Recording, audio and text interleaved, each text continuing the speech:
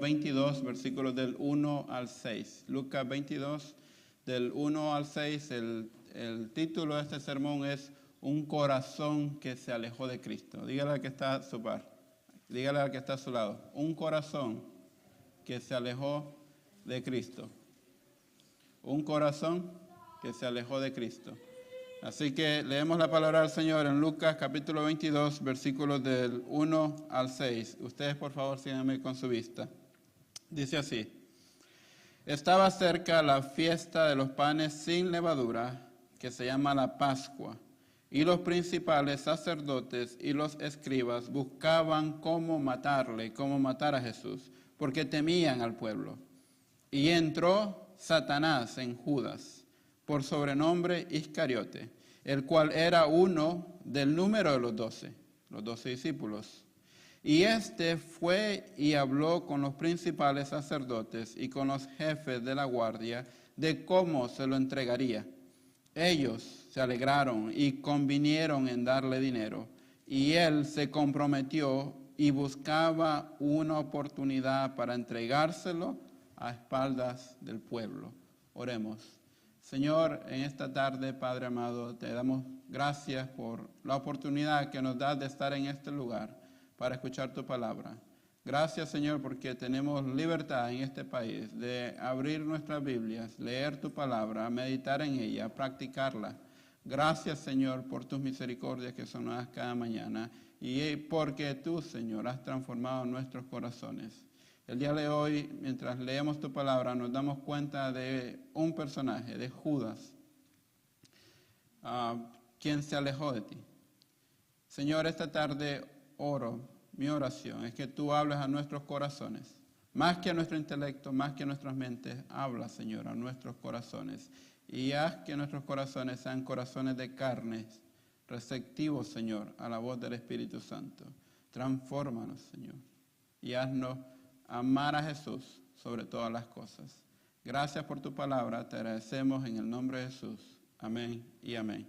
Los niños pueden ir a sus clases, los demás pueden tomar asiento y como ustedes saben, seguimos estudiando esta serie titulada Certidumbre en tiempos de incertidumbre. Y llevamos ya varios meses estudiando esta serie y el mundo, hermanos, sigue en una incertidumbre, ¿no? El mundo sigue en una incertidumbre. Solo hay que encender las noticias por un minuto y nos damos cuenta que nuestro mundo, si hay algo que es constante, es la incertidumbre, ya en este mundo. Y la Biblia nos muestra a un Cristo que nos da esperanza, un Cristo que fue real, que es verdadero, que puede traer certeza a nuestras vidas.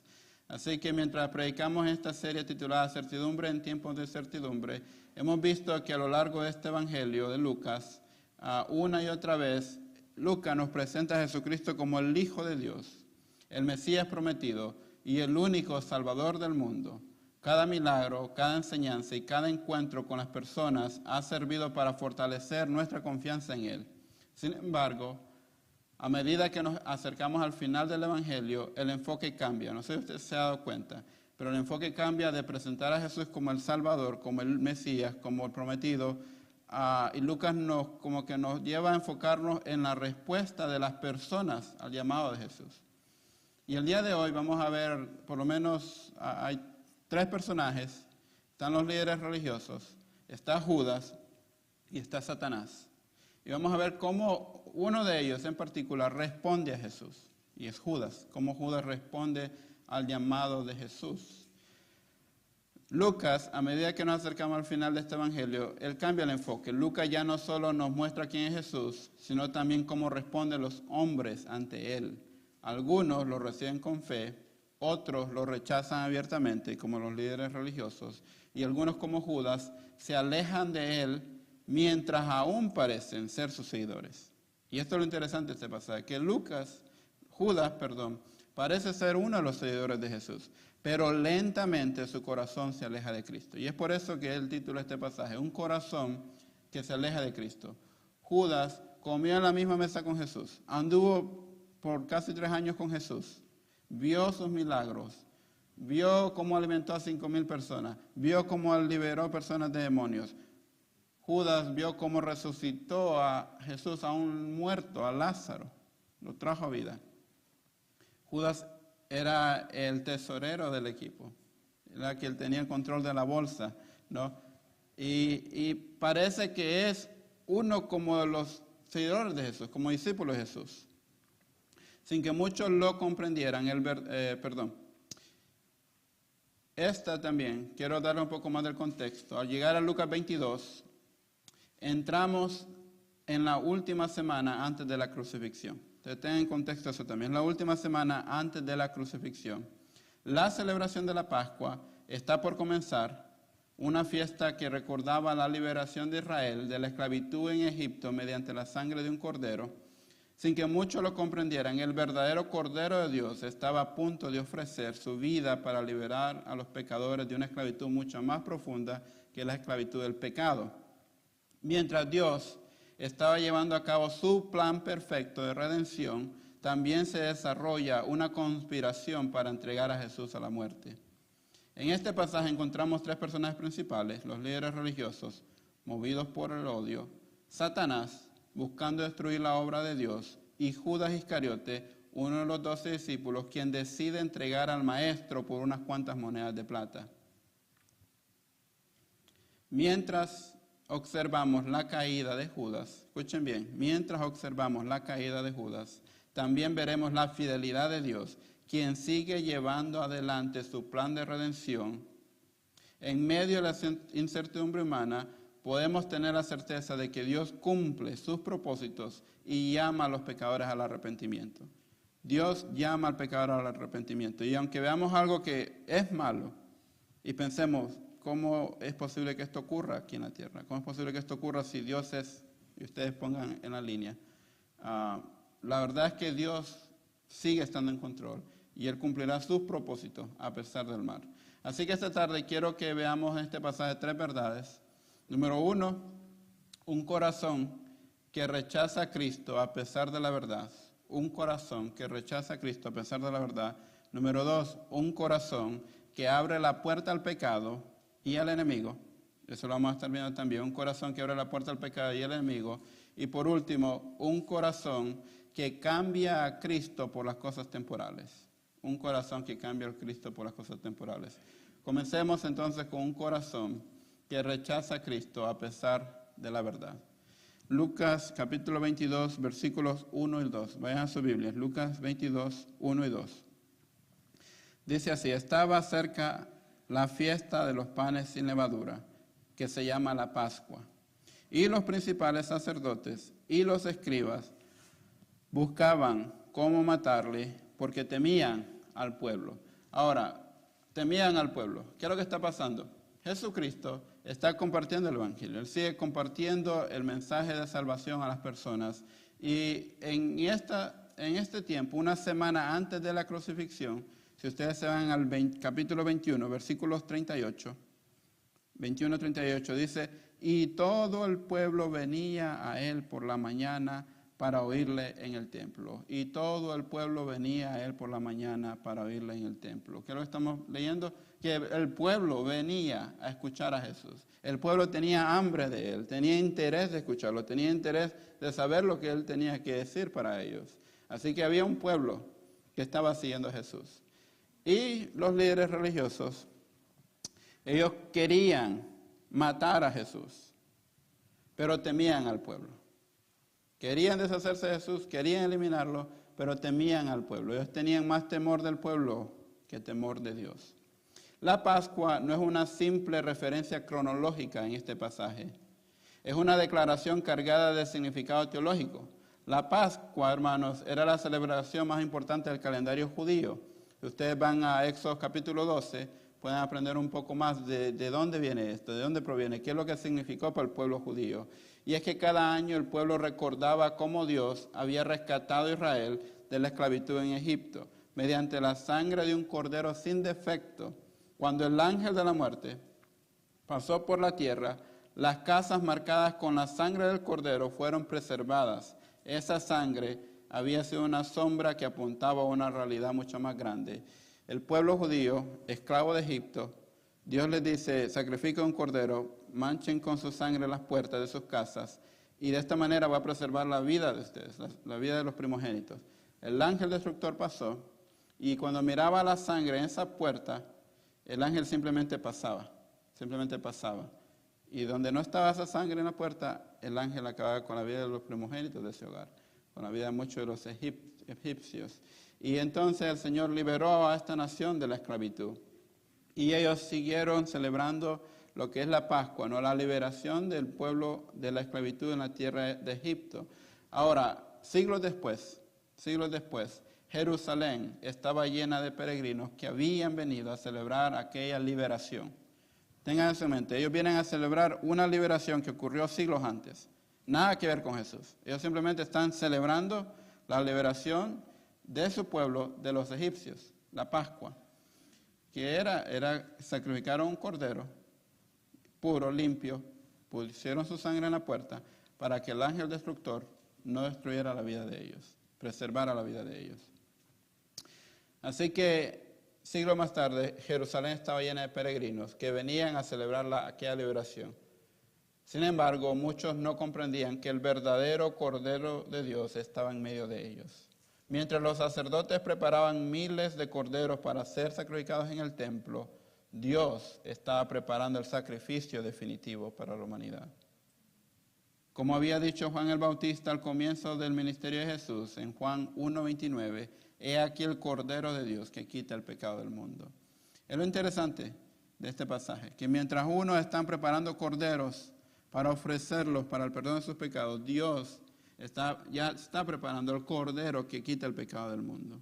Aquel que va a decir, y esto no es necesario que se haga.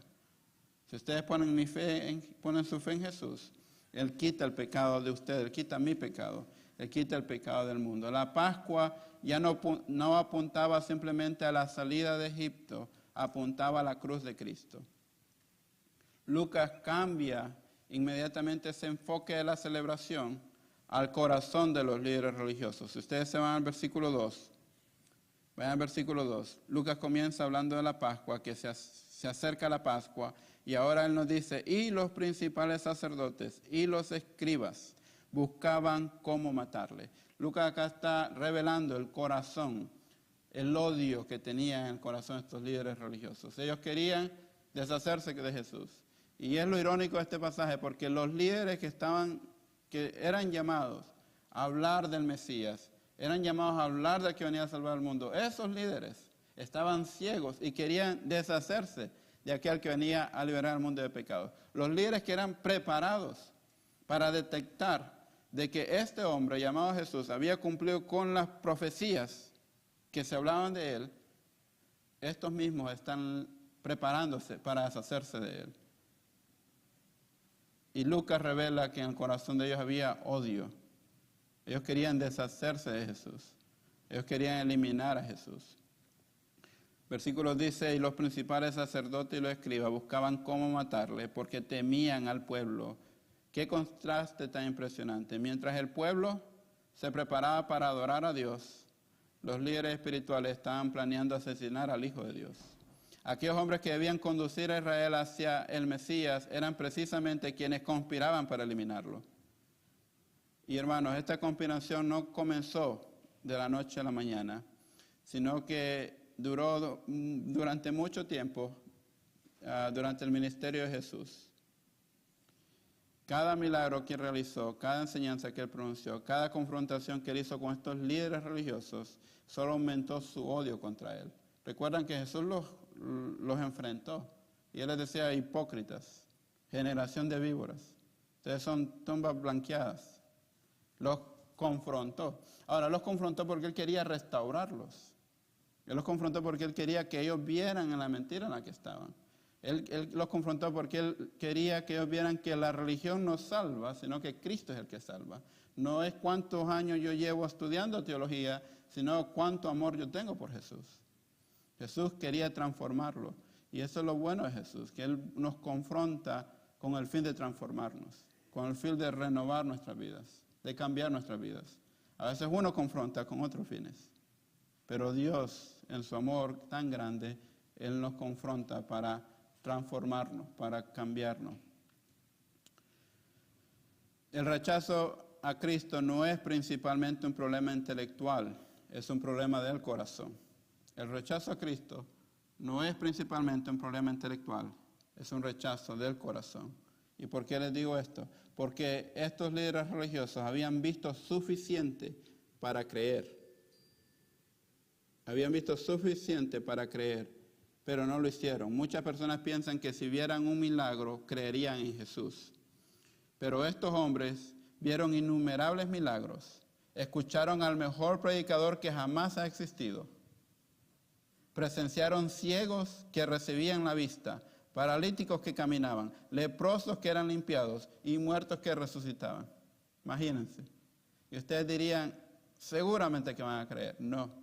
Aún así, rechazaron al Señor. Ahora, no todos los líderes religiosos rechazaron a Jesús.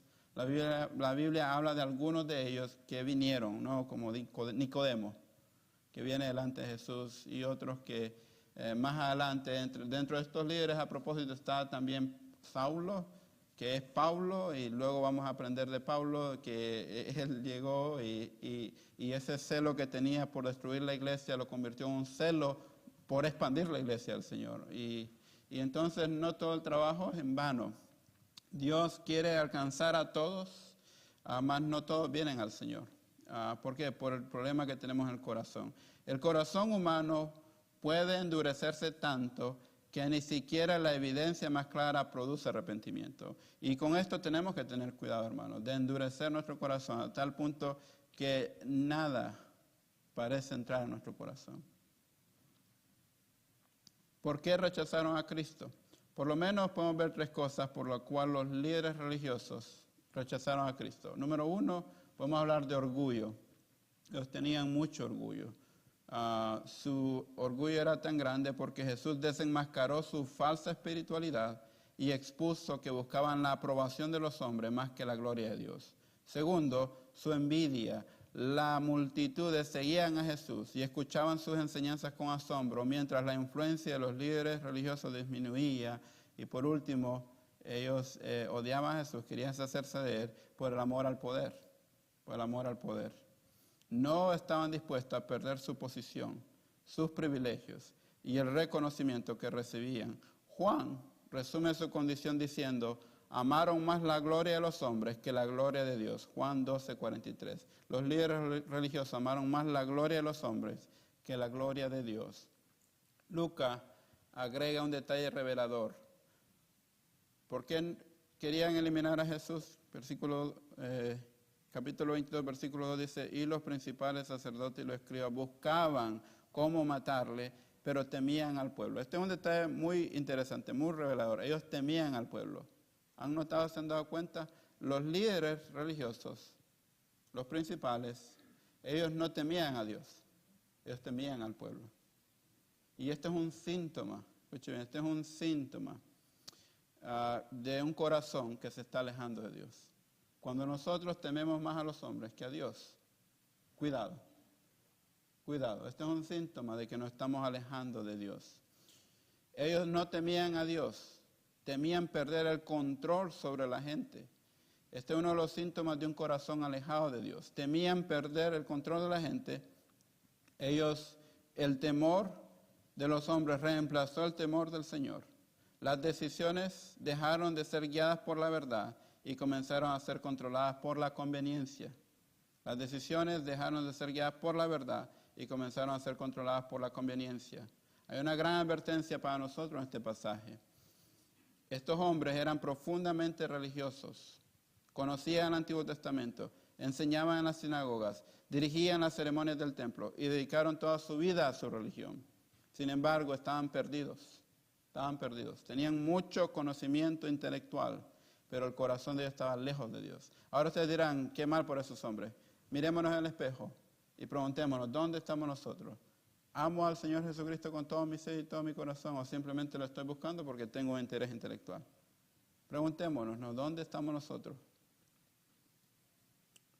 Ellos estaban perdidos. Esto demuestra que la religión no salva a nadie, y esto lo sabemos, se ha vuelto algo común. El conocimiento bíblico, la asistencia a la iglesia, incluso el servicio cristiano, no puede transformar un corazón. Solo una relación genuina con Jesucristo puede hacerlo. Solo una relación genuina con Jesucristo puede hacerlo. Preguntémonos, ¿tengo yo una relación genuina con Jesucristo? Escuchen bien, es posible estar muy cerca de las cosas de Dios y al mismo tiempo muy lejos de Dios mismo. Es posible estar muy cerca de las cosas de Dios y al mismo tiempo lejos de Dios mismo. Por eso este pasaje nos invita a examinarnos. No debemos preguntarnos únicamente cuánto sabemos acerca de Jesús, sino cuánto amamos a Jesús. No basta con conocer doctrinas correctas, debemos conocer personalmente al Salvador. Debemos conocer personalmente al Salvador. ¿Conoces tú personalmente a Jesucristo? La pregunta no es si asistimos a la iglesia cada domingo, sino si Cristo gobierna nuestro corazón cada día. ¿Gobierna Cristo mi corazón cada día? Porque un corazón que rechaza a Cristo rara vez lo hace de manera repentina. Primero, deja de escuchar su voz. Luego comienza a justificar el pecado. Después ama más las cosas del mundo que al Señor. Finalmente, aunque siga conservando una apariencia de religión, termina viviendo lejos de Dios. Esa fue la tragedia de los líderes religiosos. Y Lucas nos exhorta a no seguir el mismo camino. Hermanos, ellos están aquí en la Biblia para que nosotros veamos y aprendamos de ellos. Y a no seguir el mismo camino. Qué bueno que hoy el Señor nos da una oportunidad de cambiar.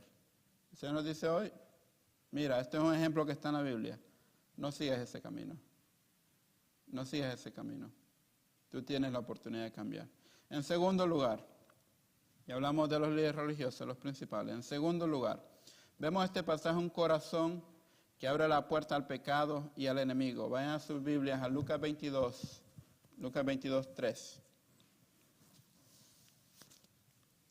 Y dice así, y entró Satanás en Judas, por sobrenombre Iscariote, el cual era uno del número de los 12. Ahora, Lucas nos llama a enfocarnos en Judas.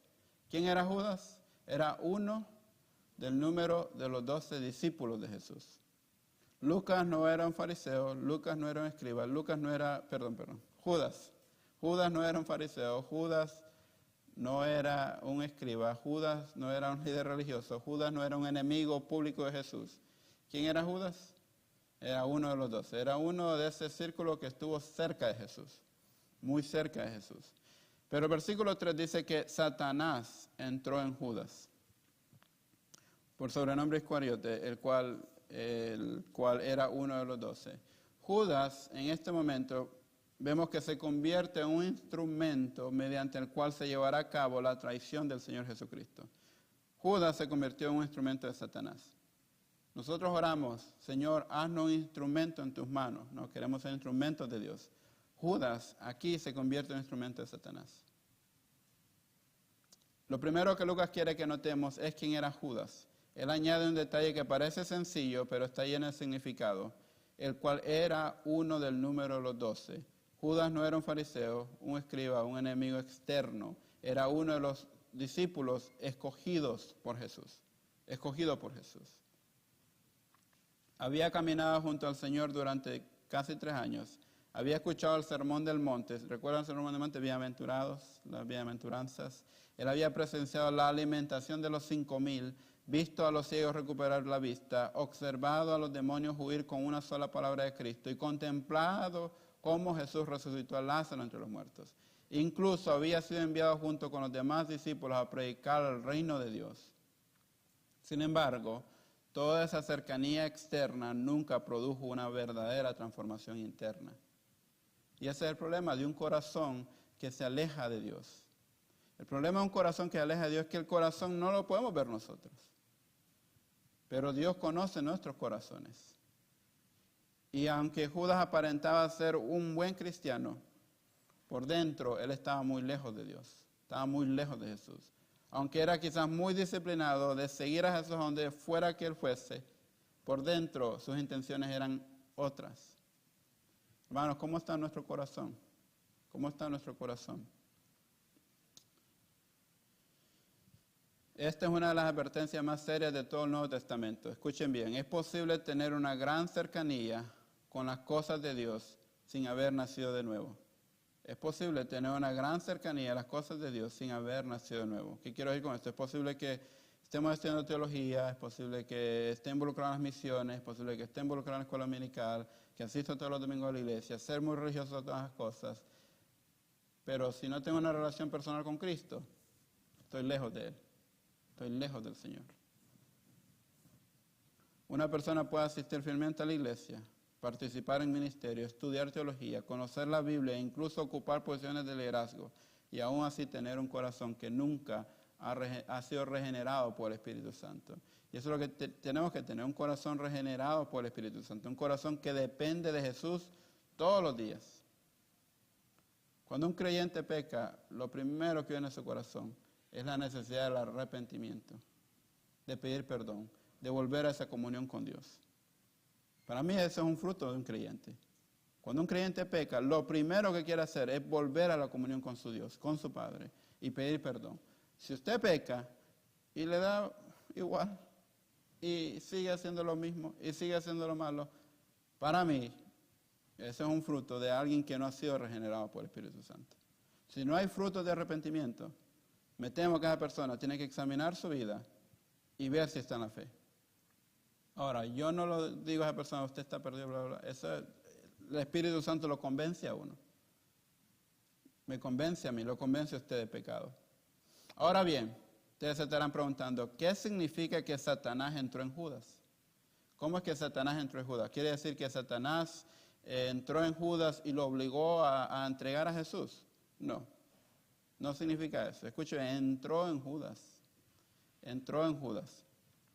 Debemos ser cuidadosos al interpretar esta expresión. No significa que Judas fuera una víctima inocente o que Satanás lo obligara a pecar contra su voluntad. No significa eso. Al contrario, Judas actuó conforme a los deseos de su propio corazón. Judas actuó conforme a los deseos de su propio corazón. Vamos a ver. En Juan 12:6. Juan 12:6, usted lo puede anotar y buscarlo después. Se nos dice que Judas era el encargado de la bolsa del dinero de este ministerio y que robaba de ella continuamente. La Biblia lo dice, que Judas robaba de esta bolsa continuamente. Ahora ustedes dirán, bueno, pero Jesús sabía que Judas robaba, ¿por qué no lo quitó, no lo sacó? Mejor lo hubiera sacado, no, así no lo hubiera entregado y Jesús no hubiera muerto. Bueno, es que era el plan de Dios que Jesús muriera en la cruz por nuestros pecados. Y ustedes dirán, bueno, pero si Juan no hubiera estado, bueno, de una u otra manera Jesús iba a terminar en la cruz muriendo por nuestros pecados. Pero como Dios sabe todo, es omnisciente, Él sabía que un personaje que tenía libertad de decisión iba a decidir el amor al dinero mayor por el amor a Cristo. Ese personaje lo conocemos como Judas. Judas actuó conforme a los deseos de su propio corazón. La Biblia nos dice en Santiago, si quieren ustedes anotarlo para que estudien cómo es que la tentación viene a nosotros. Santiago 1, 14 al 15 explica este principio. Cuando dice, cada uno es tentado cuando de su propia concupiscencia es atraído y seducido.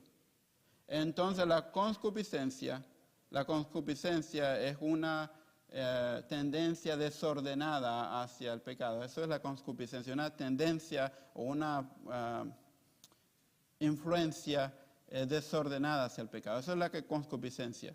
Entonces dice que cuando uno es tentado, cada uno es tentado, cuando de su propia concupiscencia es atraído y seducido, entonces la concupiscencia, después que ha concebido, da a luz el pecado, y el pecado siendo consumado da a luz la muerte.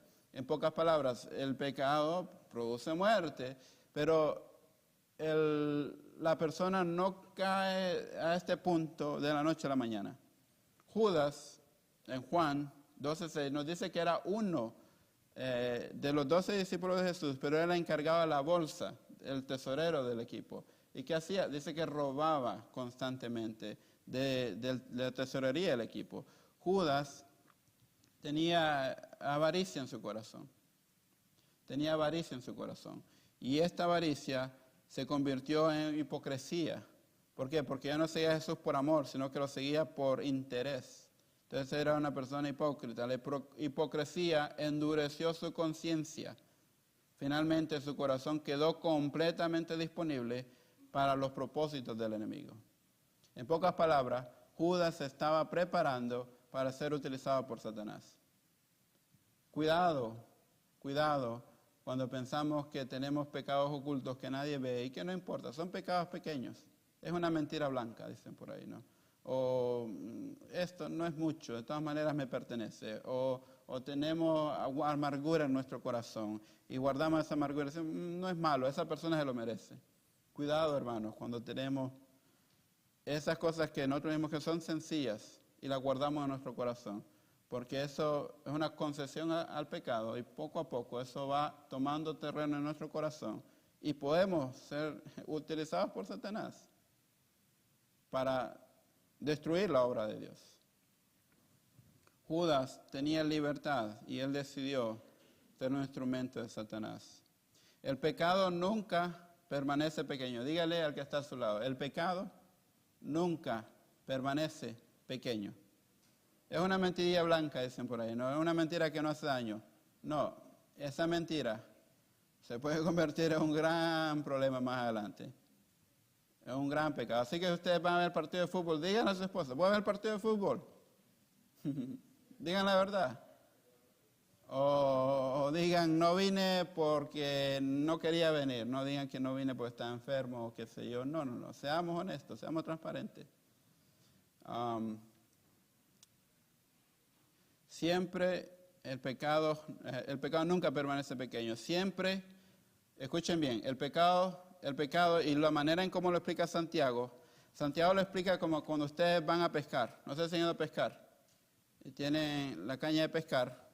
Y ustedes tiran la caña de pescar al mar. Y dependiendo del tipo de pez que ustedes quieran pescar, ustedes utilizan la carnada, ¿no? Esta carnada es para este tipo de pez, esta carnada es para este tipo de pez. No, Satanás anda como pescando, ver a quién agarra para hacer su voluntad. Tiró la lanza de pescar, o la caña de pescar, y cayó Judas. ¿Con qué? Con avaricia. Entonces, ¿cómo nosotros podemos permanecer fieles al Señor? Jesús dice, permaneced en mí y mis palabras en vosotros. Para hacer la voluntad de nuestro Señor, permanecer en Él y esta palabra en nuestro corazón. El pecado siempre promete satisfacción, pero termina esclavizando. Ese es el problema del pecado, que te ofrece satisfacción por un momento, pero termina esclavizando. Esta semana fuimos con los adolescentes de 12 a 18 años a Richmond. Todos los años hay un campamento para los adolescentes de la convención. Van varias iglesias del estado de Virginia. Y fuimos con los muchachos allá a Richmond de lunes a viernes. Y durante la semana hay momentos en los que vamos con las iglesias locales y hacemos evangelización o misiones en la comunidad. Pues fuimos a Richmond, a una iglesia que se llama Luke's Church. Y en esta iglesia estaban unos del staff, de los trabajadores, de un ministerio que se llama Fixed Ministry. En español sería el ministerio que repara vidas. De eso se trata. Este ministerio, Fixed Ministry, ayuda a personas que han luchado con las drogas, específicamente, que llevan mucho tiempo en las drogas, y lo que ellos hacen es, van a ellos, los escuchan, oran por ellos, les dan comida, medicamentos, y les ayudan, ¿no?, poco a poco a salir de esa condición. Lo interesante es que el fundador de este ministerio estaba en la droga. Y por años a él llegó un pastor, lo evangelizaba, le compartía alimento, compartía con él, hasta que salió de ese mundo. Y él dijo, el amor de Cristo es tan grande, tan poderoso, que no me lo puedo quedar para mí mismo. Que hizo él este ministerio. Y así fue alcanzando otras personas para Cristo. Ya llevan varios años haciendo esto. Entonces, hemos ido con los jóvenes, con los adolescentes, ya como por 3 veces a hacer esta obra. 3 años, más o menos. Sucede de que vamos con los muchachos de Fixed Ministry a Richmond a entregar comida a los homeless que estaban ahí y a orar por ellos, a compartir de Cristo. Y cuando regresamos, los del staff de Fig Ministry, ellos dan su testimonio. ¿Quiénes eran antes de Cristo? ¿Quiénes son ahora después de Cristo? Y me llamó la atención de esta persona, su nombre era Terry. Ella compartió de que salió de un hogar que se separó, sus padres se separaron, ella era muy problemática, terminó incluso en la cárcel de menores, Yubi, y salió de la cárcel de menores y ella continuaba en la adicción de la droga. Sucede que su mamá la lleva al Fix Ministry y ella va como por 2 semanas y le ayudó, pero volvió a recaer, ¿no? Pero cuando recae, ella se da cuenta de que está embarazada. Y ella dice, bueno, ahora con el bebé tengo que cuidarme más. Y va a hacerse un chequeo médico. El doctor le dice que su bebé tenía un problema en el corazón. Entonces ella dice, bueno, ahora con este problema en mi bebé, definitivamente tengo que cuidarme más. Pues ella se compromete a asistir a las sesiones del Fix Ministry para mantenerse limpia, de no contaminarse las drogas, ¿no? Y ella empieza a orar y le dice, Señor, haz un milagro. Haz un milagro. Si tú haces este milagro, yo creo en ti. Y le pidió al Señor que hiciera un milagro. Y el milagro obviamente era que el bebé fuera sanado. Y mientras ella iba a las sesiones de Fig Ministry, ella dice que en cierto momento ella se dio cuenta que ya no tenía que seguir orando, Señor, haz un milagro, sino Señor, haz tu voluntad. A mí me impactó eso. Y ella dice, Señor, haz tu voluntad. Y llegó los 8 meses de embarazo. Y ella dice, yo estaba limpia, 8 meses de embarazo, venía a este ministerio y mi bebé partió a la presencia del Señor. Perdió el bebé de 8 meses. En un momento yo casi lloro. Y yo ahí estaba esperando escuchar lo siguiente. Y luego recaí. ¿Sabe qué? Ella dijo, en ese momento yo me di cuenta que el Señor me estaba llamando a servir en este ministerio también. Y me comprometí a mantenerme más limpia, más pura para el Señor. Y alcanzar a otras mujeres que están en esta condición. Y en ese momento yo me di cuenta de que no todo el tiempo la historia tiene que ser de esa manera. No todo el tiempo hay que recaer para volverse a levantar. No. Hay momentos donde uno se puede permanecer fiel y limpio para el Señor, para su gloria y su honra. Ella en ese momento determinó en su corazón permanecer fiel para el Señor. Servir en ese ministerio para alcanzar a otras personas para Cristo, para ayudar a otras personas que están en esa condición. ¿Sabe qué? Ella era una voluntariada. Ahora ella es parte del staff. Ella trabaja para ellos. Y ella compartía este testimonio. Y cuando terminó de compartir este testimonio, lo interesante es que el tema del campamento de jóvenes era unshakable joy. Un gozo indestructible casi, ¿no? Por decirlo así. Y yo le dije a ella, ¿sabes qué? Tú has compartido de este unshakable joy que debemos tener como creyentes. Y le compartí, tu testimonio me ha impactado bastante. Y le doy gloria a Dios que has permanecido fiel al Señor. Aquí vemos un corazón, hermano, un corazón que se acerca a Jesús. Ella es un ejemplo de un corazón que se acerca a Jesús. Ella es un ejemplo de una oración que dice, Señor, no como yo quiero, sino que sea tu voluntad. Y es difícil, honestamente es difícil.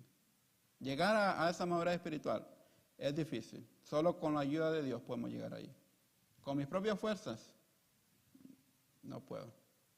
Judas decidió hacer lo contrario. Judas, su corazón se alejó de Dios.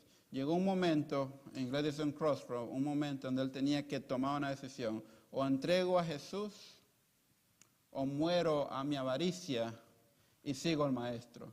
Judas decidió que su amor por el dinero era más grande que el amor por su Señor.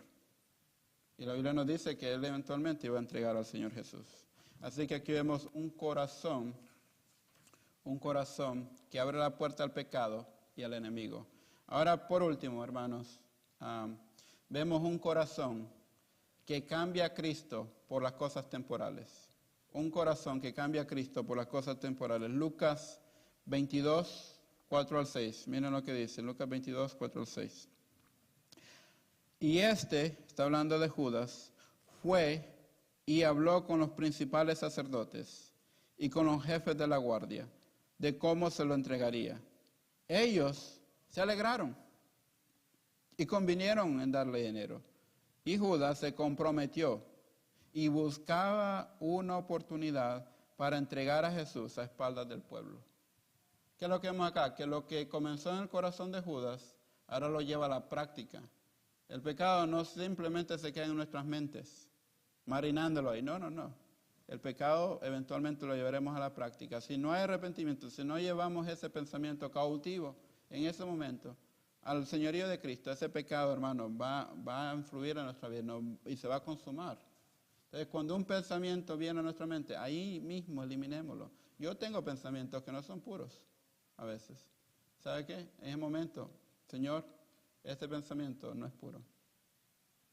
Lo llevo al señorío de Cristo. Porque hay que matarlo de un solo. No hay que marinarlo, ¿no? No hay que darle rienda a la mente a veces. Después de que Satanás entró en Judas, Lucas nos dice que éste fue y habló con los principales sacerdotes y con los jefes de la guardia de cómo se lo entregaría. Judas ya había tomado una decisión en su corazón, ahora simplemente él lo lleva a la práctica. Lo que durante mucho tiempo había permanecido oculto, su amor por el dinero y su falta de verdadera devoción a Cristo, finalmente salió a la luz. Finalmente salió a la luz. El versículo 5 dice, ellos se alegraron.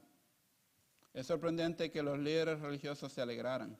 Aquellos hombres que debían anunciar la llegada del Mesías celebraban la oportunidad de eliminarlo.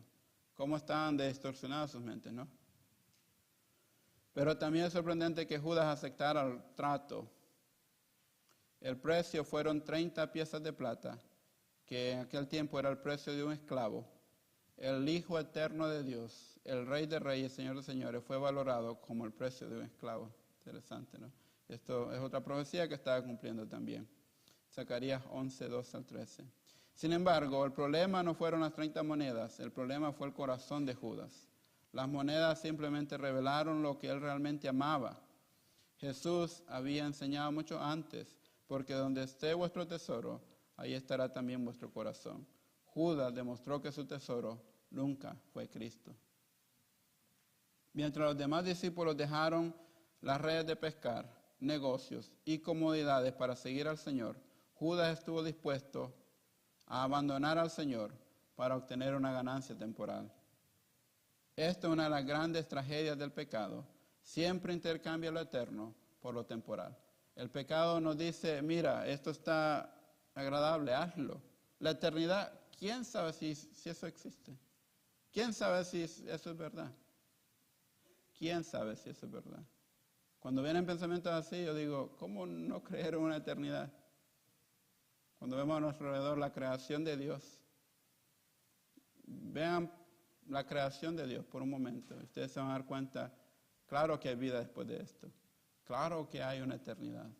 Claro que hay un Dios que hizo todo esto.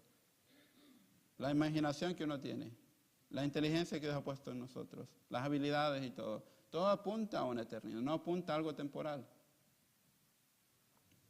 Apunta a algo que continúa. Y el mundo, hermano, constantemente nos invita a reemplazar a Cristo por algo que parece más atractivo. Una carrera, el éxito, la comodidad, el placer, una relación. El mundo siempre nos está presentando esto es mejor, esto es mejor, esto es mejor. Cada vez que algo ocupa el primer lugar en nuestro corazón, eso se convierte en un ídolo. Juan Calvino dijo en cierta ocasión, el corazón del hombre es una fábrica de ídolos. Reemplazamos un ídolo y queremos hacer otro ídolo. Por eso el versículo 6 concluye diciendo que Judas buscaba una oportunidad para entregárselo. Quiero que escuchen esto muy bien. Cuando el corazón se aparta de Cristo, siempre encuentra oportunidades para pecar. Cuando el corazón se aleja de Cristo, siempre encuentra oportunidades para pecar. Por el contrario, cuando Cristo es nuestro mayor tesoro, siempre encontraremos razones para obedecerle. Te lo repito, cuando el corazón se aparta de Cristo, siempre encuentra oportunidades para pecar. Pero cuando Cristo es nuestro mayor tesoro, encontramos razones para obedecerle. Encontramos razones para obedecerle. ¿Qué vale Cristo para nosotros? ¿Vale 30 monedas de plata? ¿Vale esa satisfacción que ofrece la tentación por un momento? ¿Vale esa persona que te dice no sigas más? ¿O vale más que eso? ¿Qué vale Cristo para nosotros? Todos asignamos un valor a Jesús con la manera en que vivimos. Si cualquier cosa puede alejarnos de Él, entonces esa cosa ha llegado a ser más importante que Él en nuestro corazón. Pero cuando Cristo es nuestro mayor tesoro, nuestro tesoro supremo, entendemos que no existe riqueza, placer o éxito que pueda compararse con el privilegio de pertenecerle. Terry, una muchacha, a propósito, no le dije su edad, ella tenía 18 años cuando entró al ministerio de Fixed Ministry, ahorita tiene 20 años. Y lo de su bebé pasó el año pasado. 20 años, una muchacha de 20 años que ha pasado por esta tragedia, ¿no? Pero ella ha decidido permanecer fiel al Señor. Terry se dio cuenta que su mayor tesoro no era un bebé. A propósito, los bebés son una bendición, son herencia de Jehová, son una bendición. Yo digo, ese bebé pasó a la presencia de Dios porque creemos que los bebés van directamente a la presencia de Dios. Y ella seguramente tuvo un dolor muy fuerte durante ese tiempo. Pero ella se dio cuenta que el amor de Cristo es mayor. Ahora, ella experimentó eso y ella está compartiendo eso con nosotros. Y cuando escucho eso digo, sí se puede. Sí podemos, hermanos, aún en medio de la angustia, aún en medio del dolor, aún en medio de la tentación, decidir amar a Cristo más que cualquier otra cosa. Sí podemos. El Señor nos ha dado esa libertad de escoger amarlo a Él. Todo lo que este mundo ofrece es pasajero. Cristo es el único tesoro que permanece para siempre. Cristo es el único tesoro que permanece para siempre. En conclusión, para terminar, la historia de Judas es una advertencia para todos nosotros. Escuchen, no solo para los no creyentes, para todos nosotros. Nos muestra que una persona puede estar cerca de las cosas de Dios y sin embargo tener un corazón lejos de Él. Nos enseña que el pecado no tratado endurece el corazón y que las cosas temporales jamás pueden reemplazar el valor infinito de Cristo. Eso nos enseña que el pecado no tratado endurece el corazón y que las cosas temporales jamás pueden reemplazar el valor infinito de Cristo. Pero este pasaje también nos muestra algo glorioso. Aunque Judas traicionó a Jesús y los líderes religiosos conspiraron contra él, y aunque Satanás quería destruir la obra de Dios, el plan de Dios no fue frustrado. De hecho, la traición de Judas formaba parte del camino que llevaría a Cristo a la cruz. ¿Por qué Cristo iba a la cruz? ¿Recuerdan la Pascua? Que sacrificaban un cordero y su sangre la ponían en la puerta para que el ángel destructor no pasara sobre ellos. Bueno, Cristo tomó nuestro lugar en la cruz para que cuando estemos delante de la presencia de Dios no seamos destruidos, sino que podemos entrar delante de la presencia de Dios por medio de Cristo. La sangre de Cristo nos limpia de nuestro pecado. Así que cuando Dios nos ve a través de Jesucristo y Él nos ve como limpios y santos. Aún estando aquí en la tierra. Aún estando aquí en la tierra. Cuando estamos delante de la presencia de Él nos ve como limpios y santos por la sangre de Cristo. Jesús no fue una víctima de las circunstancias. Él fue voluntariamente a entregar su vida por pecadores como nosotros. Él fue voluntariamente a entregar su vida por pecadores como nosotros. El Cordero de Dios estaba dispuesto a morir para pagar la deuda de nuestros pecados y abrir el camino de la salvación. Quizás hoy haya alguien que reconoce que su corazón se ha alejado de Cristo. No sé, quizás ustedes al escuchar esto, ustedes se han dado cuenta, mi corazón se ha alejado de Cristo. He cedido a la tentación. Siento en mi corazón que el Señor me está llamando. Tal vez ha permitido que el pecado, las preocupaciones del mundo, los deseos personales, ocupen el lugar que pertenece al Señor. La buena noticia es que todavía hay esperanza. Hoy hay esperanza. Mientras Judas eligió continuar en su rebelión, Cristo sigue llamando a los pecadores al arrepentimiento. Cristo hoy continúa llamándonos al arrepentimiento. Hoy, hermanos, no salgas de acá sin recibir el perdón de Jesús. En medio de la certidumbre de este mundo, en medio de tanta incertidumbre que hay en este mundo, la única seguridad verdadera se encuentra en permanecer cerca de nuestro Salvador. La pregunta final que este texto nos hace es profundamente personal.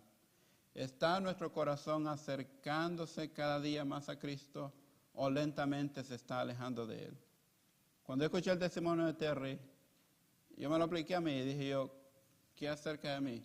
¿Estaría yo dispuesto a hacer eso en esa situación? ¿Está mi corazón acercándose cada día más a Cristo o lentamente se está alejando de Él?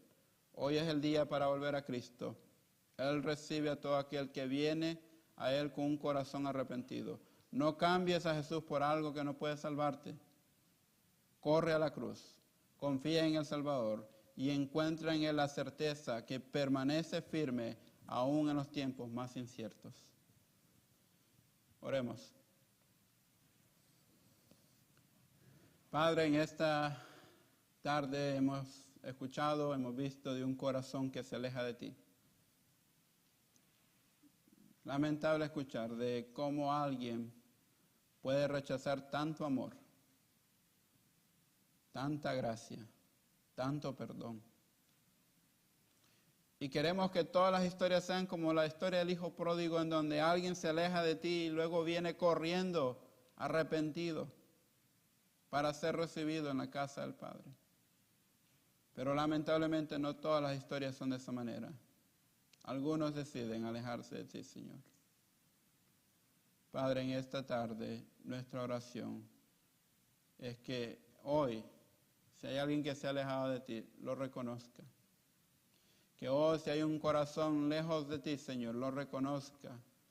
Que sienta esa carga de estar lejos de ti. Que sienta esa culpa de que sus pecados no han sido perdonados. Padre, mi oración es que tú toques el corazón de todos nosotros. Toca nuestros corazones, Señor.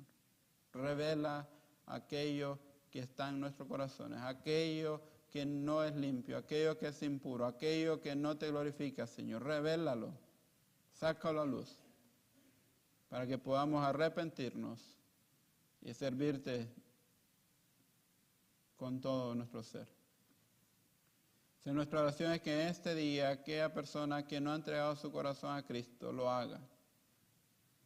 En ninguna otra persona o ninguna otra cosa encontraremos paz total.